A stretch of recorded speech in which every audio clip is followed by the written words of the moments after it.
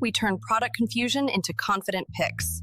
If we earn your trust today, return the favor with a subscribe so we can tackle the next lineup.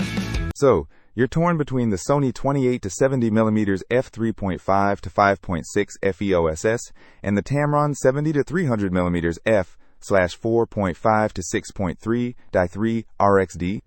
It's the age-old question. Do you want versatility or serious zoom power? My first impression of the Sony is definitely its size. It's a compact, lightweight zoom. Only 1 pound. Seems perfect for just wandering around. But is it sharp enough? Especially considering it's often sold as a kit lens. Actually, for a kit lens, the Sony punches above its weight.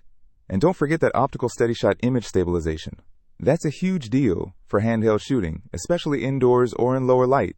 Think sharper images without a tripod. The Tamron, though, that 70-300mm range screams wildlife or sports photography. But at 1.2 pounds, is it going to feel like a brick after a few hours? And how does it perform on a full-frame Sony E-mount? Exactly. Let's break down what each lens really excels at. We're both shooting with Sony mirrorless, so this is relevant to us. The Sony's 28-70mm range is fantastic for everyday shooting, landscapes, street photography, even portraits. It's a true all-rounder. Plus, the product dimensions are only 3.74x 2.87x, 2.87 inches. It won't hog space in your bag. Okay, but the Tamron's 70-300mm reach is tempting. Imagine grabbing shots of birds or distant details at a concert. But what about sharpness? Is it worth the extra size and weight if the image quality suffers at 300mm? That's the key trade-off. The Tamron gives you incredible reach, but the Sony has that built-in optical steady shot, which helps compensate for camera shake, especially at the telephoto end of its range. And here's a big one, price. You can snag a renewed Sony 28-70mm for around $226, while the renewed Tamron 70-300mm is closer to $404. That's a significant difference.